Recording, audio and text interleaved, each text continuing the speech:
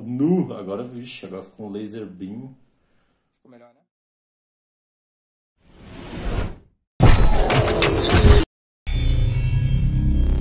Salve galera, seja bem-vindo a mais um vídeo aqui no canal e no vídeo de hoje nós vamos falar sobre planicidade das águas. O que vem a ser a planicidade das águas? É aquele argumento que os terraplanistas utilizam para defender a ideia de que a Terra é plana. E a gente sabe que não é plana, né? Mas antes de eu mostrar para vocês aonde eles estão errando, vamos entender o argumento deles. Bem, se eu tenho uma Terra esférica, ok? Eu tenho aqui um observador.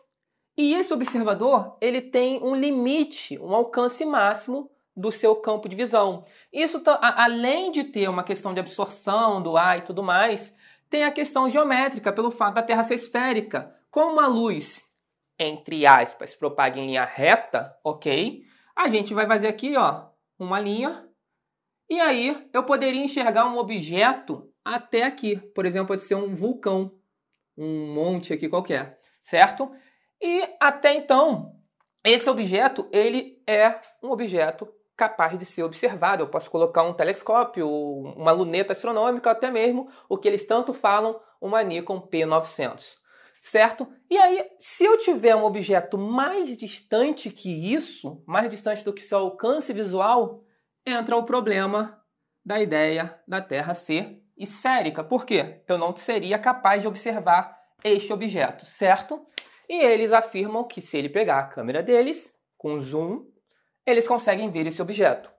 Só que tem um pequeno erro. E onde é que está esse erro? Esse erro está num efeito conhecido como refração.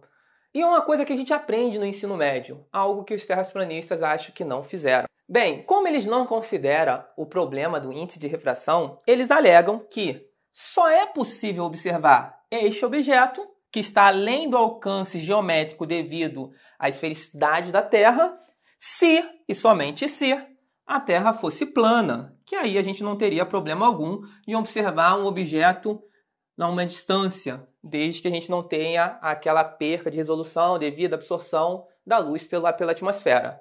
Enfim, essa é a explicação deles. Só é possível observar esse objeto se a Terra fosse plana, certo? Bem, onde é que o índice de refração se encaixa para a gente explicar esse fenômeno?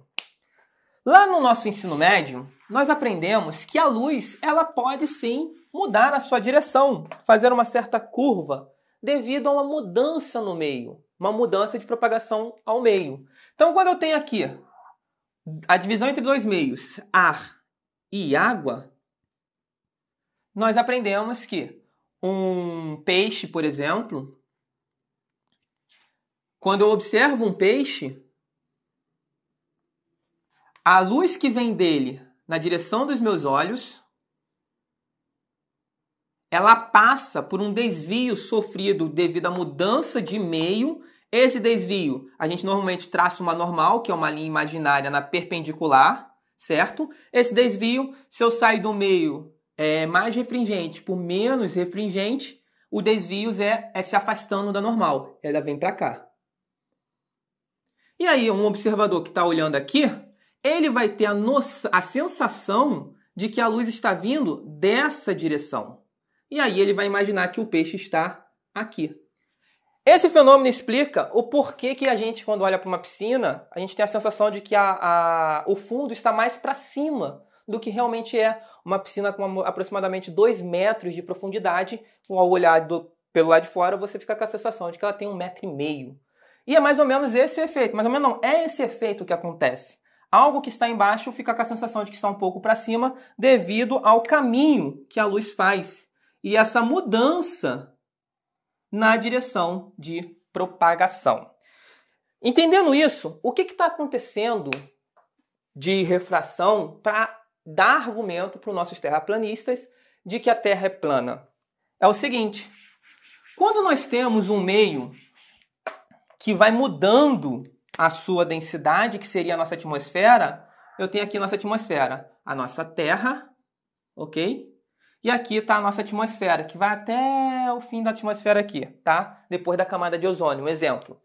Um objeto que está aqui, a luz que sai dele, ela não sai em linha reta para cá. Por quê? Porque a atmosfera ela é feita em camadas, onde a gente tem uma parte mais densa, outra e vai ficando cada vez menos denso. E esse ficar menos denso é o que nós chamamos de o ar se tornando rarefeito. A atmosfera vai se tornando rarefeita, ela vai ficando cada vez com menos matéria. Aqui tem muito mais matéria concentrada, até mesmo pela pressão, pela força gravitacional, e aqui tem uma coisa mais espalhada.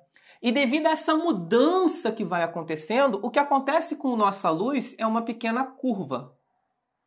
Ela até sai, mas ela sai com uma certa curva, ok?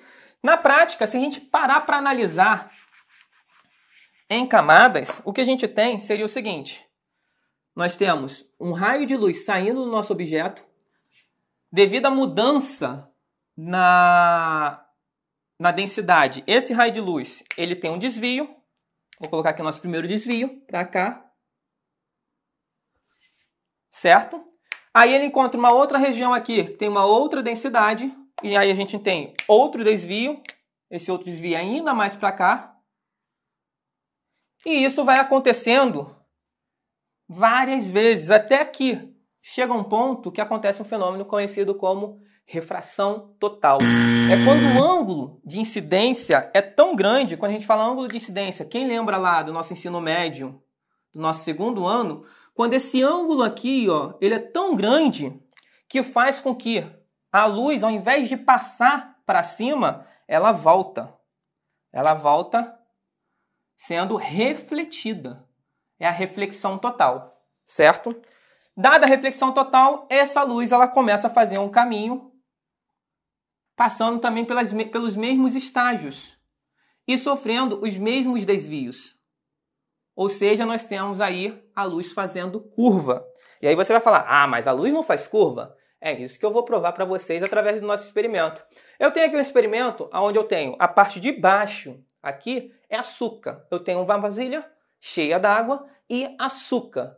O que eu fiz foi colocar açúcar, esperar umas 24 horas, eu não mexi a água e o açúcar, eu simplesmente joguei o açúcar, deixei ele decantar e esperei 24 horas. Por que eu faço isso? Para que a própria água vá absorvendo o açúcar de forma gradual e a parte de baixo fica mais concentrada que a parte de cima, dando essa ideia de mudança na concentração do açúcar. E o açúcar na água faz com que a água mude seu índice de refração. O que acontece é que o índice de refração da água agora, dentro de uma região aqui, está maior e vai diminuindo devido à baixa concentração de açúcar. E eu vou poder ver exatamente este fenômeno, certo? Então, tá aqui o nosso experimento e eu vou fazer, basicamente, é jogar um laser. Esse laser, ele vai mostrar o caminho feito.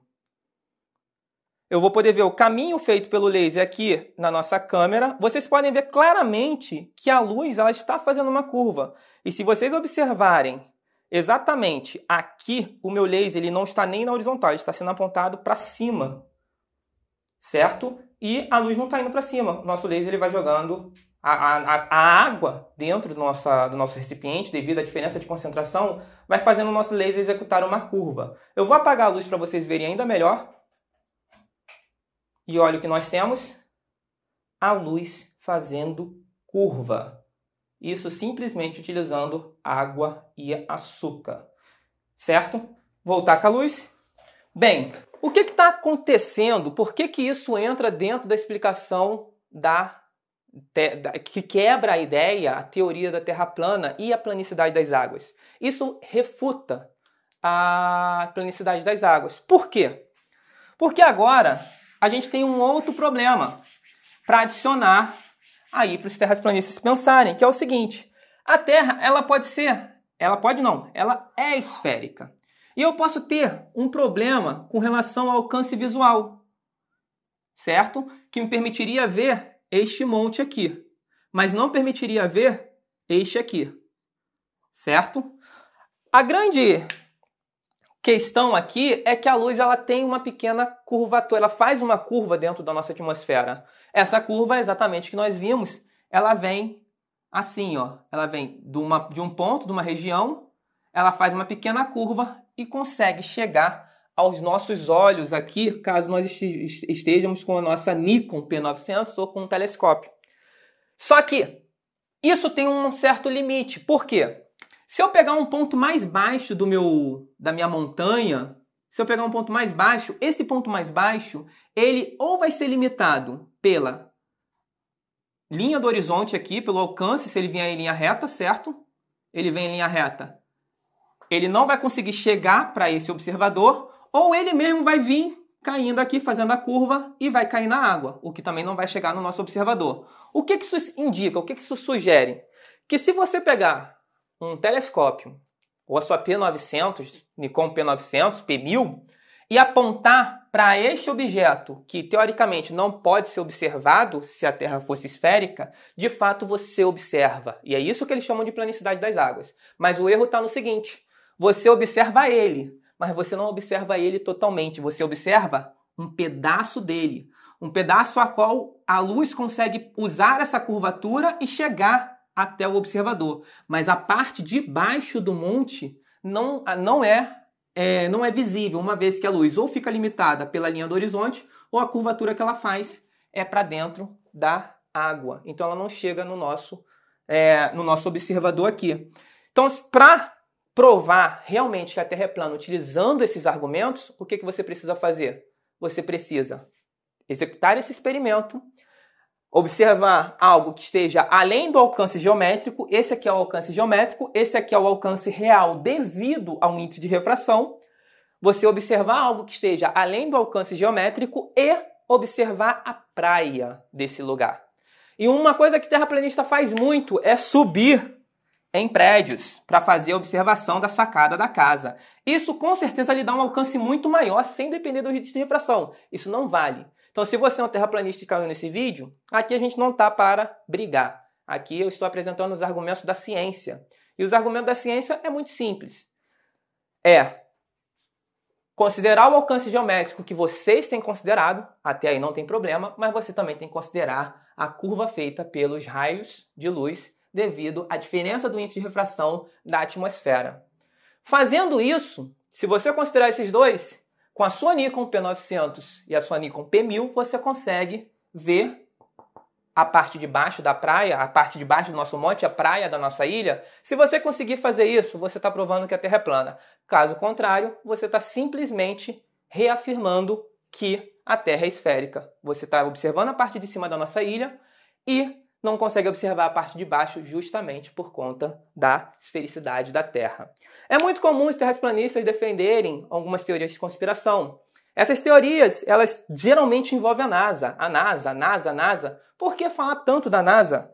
Porque a NASA foi a primeira empresa aeroespacial a levar um homem na Lua? Para falar a verdade, foi a única? Bem, não existe só a NASA. Existem alguns pontos importantes históricos que a gente deve citar. Teoria de conspiração? Galera, vamos ser sensatos. A NASA não é a única empresa aeroespacial do mundo. Existem várias outras. Os dois países que mais têm investido nessa área aeroespacial têm sido a Índia e a China. A China, que em 2007, eles fizeram uma missão conhecida como Chang'e 1, aonde eles mandaram algumas sondas para a Lua, para mapear a Lua. Posteriormente, em 2010, fizeram a Chang'e 2, outra missão de mapear a Lua, e em 2013 eles mandaram um rover lá na Lua com a missão lá de explorar. A China já tem mandado coisas e a Índia também. Lá em 2008 eles também fizeram algumas missões, todas elas focadas em mapear, identificar, explorar ali o relevo e tudo mais da Lua. A NASA não parem de focar muito na NASA. Existem outras empresas aeroespaciais que fazem um ótimo trabalho, ótima descoberta. Existe agora também a SpaceX. Se existisse efetivamente uma teoria de conspiração, essas empresas, que no final são todas rivais, elas já teriam explorado essa ideia, certo? E até hoje isso nunca aconteceu. A SpaceX é a maior arquirrival da NASA. Nós temos a China, que é o maior arquirrival comercial dos Estados Unidos. Eles seriam o primeiro a apontar uma fraude, uma farsa dessa ideia de enviar um homem à Lua. A gente só não envia mais homens à Lua porque não compensa. É um gasto muito grande para você enviar um homem à Lua, porque você tem que ter que preparar todo o equipamento para manter a vida do astronauta e a segurança dele, enquanto que você coloca alguns robôs, alguns rover, algumas coisas mais tecnológicas para fazer o serviço que o homem faria lá.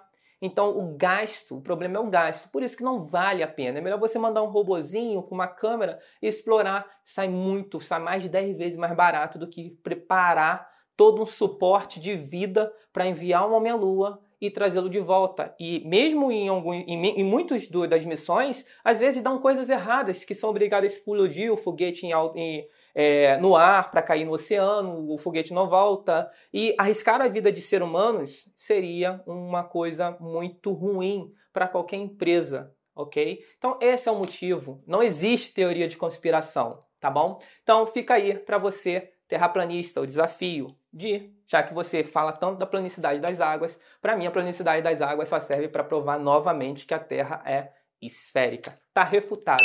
Caso contrário, vocês podem ou ver esse vídeo do Manual do Mundo, que é o mesmo experimento que eu fiz aqui, ok? Ou vocês podem ver esse vídeo, que é exatamente o experimento que eu estou propondo a você, terraplanista, a estar fazendo, que é justamente a ideia de que você não consegue ver toda a ilha que você disse que vê através da planicidade das águas. E a gente se vê no próximo vídeo. Valeu!